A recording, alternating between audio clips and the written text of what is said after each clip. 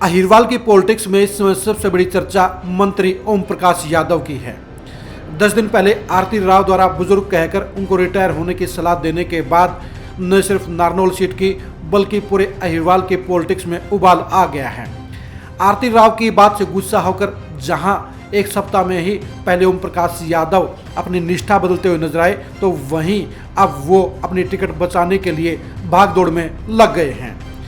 अहिरवाल की पॉलिटिक्स में बच्चा बच्चा जानता है कि ओम प्रकाश यादव को विधायक बनाने और मंत्री बनाने में सबसे बड़ा और एकमात्र योगदान सिर्फ और सिर्फ राव इंद्रजीत सिंह का रहा। 2 बार नारनौल से विधायक बनने के बाद ओम प्रकाश यादव तीसरी बार विधायकी चाहते हैं। इसमें कुछ गलत भी नहीं है, क्योंकि हर एमएलए चाहता है कि वो अगली बार भी अपनी सीट को कायम रखे, टिकट हासिल करे और फिर से विधायक बने।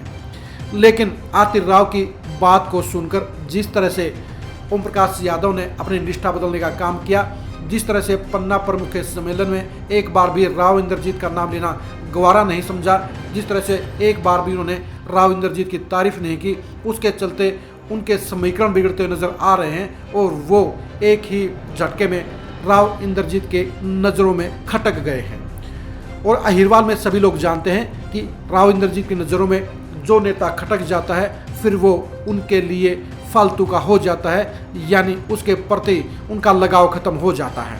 2024 के चुनाव के लिए आरती राव के बयान को हल्के में नहीं लिया जा सकता। आरती राव ने बेशक बात मजाक के लहजे में की हो कि आप अब बुजुर्ग हो गए हैं, इसलिए किसी युवा को मौका दीजिए, लेकिन आरती राव की बात में गहराई है। आरती राव ने जो बात कही उस बात के पीछे एक बड़ी वजह है और कहीं न कहीं उन्होंने गंभीरता के साथ ओम प्रकाश यादव को इशारों में समझा दिया कि 2024 के चुनाव में उन्हें रिटायर हो जाना चाहिए, क्योंकि उनकी टिकट की पैरवी नहीं की जाएगी। ओम प्रकाश यादव भी आरती राव के इशारे को बखूबी समझ गए और इसलिए उन्होंने एक ही झटके में एक सप्ताह के अंदर पन्ना प्रमुख के सम्मेलन में ओम प्रकाश धनखड़ और सीएम मनोहर लाल खट्टर की बुरी प्रशंसा करके ये दिखाने की कोशिश की कि वो अपने बलबूते पर टिकट लेने का काम कर सकते हैं, यानी राव इंद्रजीत उनकी सपोर्ट नहीं करेंगे तो भी धनखड़ और खट्टर साहब की मेहरबानी से समर्थन से टिकट लाने में सफल रहेंगे। लेकिन यही सबसे बड़ी गलती करने का काम ओम प्रकाश यादव ने किया।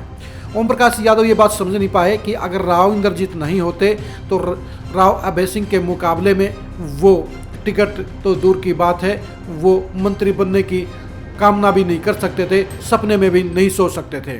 ओम प्रकाश यादव को मंत्री बनवाने में राव इंद्रजीत सिंह ने वीटो पावर का इस्तेमाल किया। सभी लोग जानते हैं कि मनोहर लाल खट्टर की नज़रों में पहली पसंद अभय सिंह यादव हैं।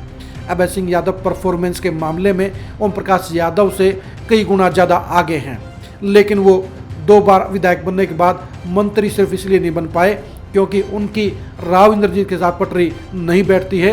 वो राव इंद्रजीत के सामने विकल्प के तौर पर खड़ा होना चाहते हैं और इसलिए राव इंद्रजीत ने उनको रोकने के लिए ओम प्रकाश यादव को मंत्री बनवाने का काम किया। 2 बार एमएलए और 1 बार मंत्री बनने के बाद ओम प्रकाश यादव के लिए संतुष्टि जरूरी थी, और ये ज़रूरी भी नहीं है कि आरती राव की बात 100% लागू भी होती। 10% ये भी मान सकते हैं कि आरती राव ने शायद मजाक भी किया हो। उस मजाक को ओम प्रकाश यादव को सीरियसली नहीं लेना चाहिए था, उन्हें अपनी वफादारी नहीं बदलनी चाहिए थी और पन्ना प्रमुख के सम्मेलन में 2-4 बातें 2-4 शब्द राव इंद्रजीत के प्रशंसा में, खूबी में, समर्थन में ज़रूर कहने चाहिए थे। लेकिन ओम प्रकाश यादव जी ओम प्रकाश धनखड़ को सामने देखकर अपनी असली वफादारी को भूल गए और गलत गली में मुड़ने का काम कर गए। ये बात राव इंद्रजीत सिंह को बर्दाश्त नहीं है। सभी जानते हैं कि राव इंद्रजीत के खाते में सिर्फ 2 ही चीज़ें हैं, वफादारी और गद्दारी।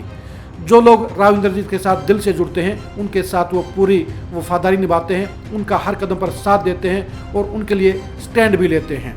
और जो लोग उनके लिए गद्दारी करने का काम करते हैं वो अपनी लिस्ट से उनका नाम काट देते हैं और भविष्य में उनके लिए कोई गुंजाइश नहीं बचती है।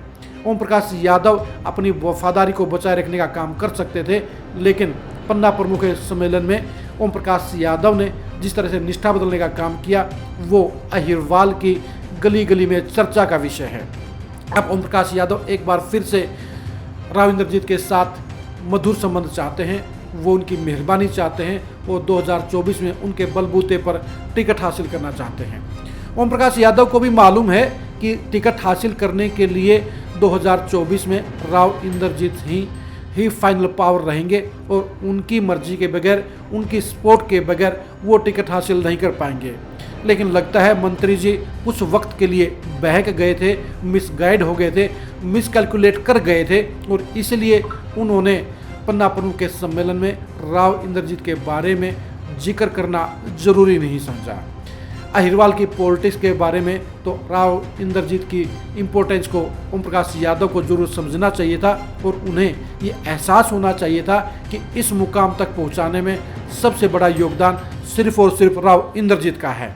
लेकिन पॉलिटिक्स का तगाजा यही है कि वहाँ पर अच्छाइयों का समर्थन नजर आता है और एक बार भी कड़वी बात अखर जाती है। आरती राव की बात कहीं ना कहीं ओम प्रकाश यादव को अखर गई और इसलिए उन्होंने रास्ता बदलने का काम कर लिया। लेकिन उस रास्ते पर कुछ कदम, कुछ समय चलने के बाद उन्हें एहसास हो गया कि वो गलत ट्रैक पर आ गए हैं, यानी उन्होंने अपना रास्ता बदलकर गलती कर ली है। ओम प्रकाश यादव की टिकट की तरफदारी न तो ओम प्रकाश धनखड़ कर सकते हैं और न ही मनोहर लाल खट्टर उनकी तारीफ करेंगे, उनकी तरफदारी करेंगे, उनकी टिकट को लेकर जोर लगाने का काम करेंगे। उनकी टिकट के लिए जोर लगाने का काम अगर कर सकते थे वो सिर्फ राव इंद्रजीत सिंह थे। राव इंद्रजीत सिंह ओम प्रकाश यादव की विधायकी के लिए, उनकी मंत्री पद की कुर्सी के लिए जब अड़ने का काम कर सकते हैं तो 2024 में वो उनकी टिकट कटवाने के लिए भी अड़ सकते हैं।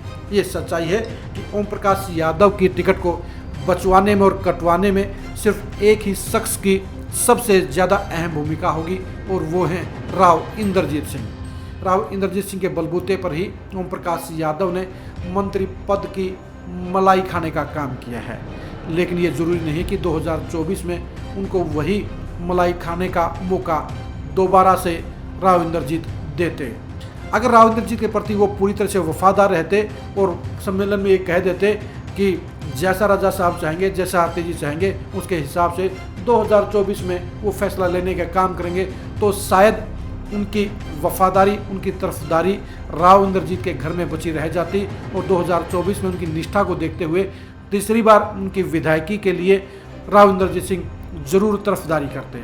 लेकिन ओम प्रकाश यादव माहौल को समझ नहीं पाए, वो आरती राव के भाव को नहीं समझ पाए, वो कहीं ना कहीं दूसरे रास्ते की तलाश में चले गए, वो दूसरे चेहरों की शरण में चले गए, वो दूसरे चेहरों से, दूसरे नेताओं से उम्मीद करने का काम कर गए।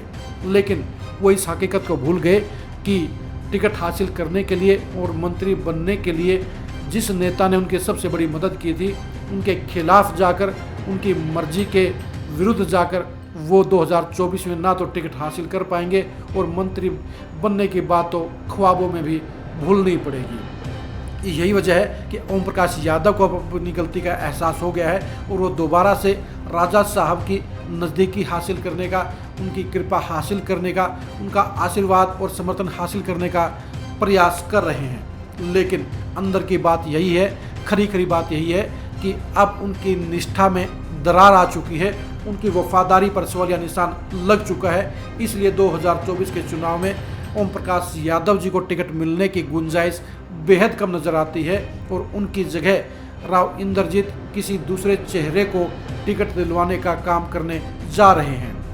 राव इंद्रजीत की फैमिली की एक्टिविटीज़ को, आरती राव के प्रोग्रामों को अगर हम गहराई से देखें तो साफ तौर पर जाहिर हो जाता है कि उनकी चाय के कार्यक्रम, उनके भाषण के शब्दों का इस्तेमाल और उनकी पॉलिटिक्स की दिशा बता रही है कि नारनौल की पॉलिटिक्स में अब ओम प्रकाश यादव राव इंद्रजीत फैमिली की पहली पसंद नहीं है और इसीलिए 2024 के चुनाव में राव इंद्रजीत किसी नए चेहरे को ही विधायकी की टिकट दिलवाने के लिए कोशिश करते हुए नजर आएंगे और ओम प्रकाश यादव ना घर के रहेंगे और ना घाट के रहेंगे, यानी उन्हें अब संकटों के दौर से गुजरना पड़ेगा और 2024 के चुनाव के लिए उनकी टिकट पर अभी से संकट के बादल मंडराते हुए नजर आ रहे हैं। अब देखने की बात यही है कि क्या राव इंद्रजीत का आशीर्वाद पाने में ओम प्रकाश यादव दोबारा से सफल होंगे। अहिरवाल की पॉलिटिक्स का, नारनौल की पॉलिटिक्स का सबसे बड़ा सवाल यही रहेगा कि अब ओम प्रकाश यादव का क्या रहेगा। क्या वो वफादारी दोबारा से हासिल कर पाएंगे या उनके नाम पर कांटा लग गया है और 2024 में वो यहाँ से रुखसत हो जाएंगे। नारनौल की पॉलिटिक्स को जानने के लिए राव इंद्रजीत और ओम प्रकाश यादव के अगले रिश्तों के बारे में, अगली पॉलिटिक्स के बारे में जानने के लिए आप लगातार खरी खरी न्यूज़ के साथ बने रहिए। आप हमारे फेसबुक पेज को लाइक कीजिए और यूट्यूब चैनल को सब्सक्राइब कीजिए। नमस्कार।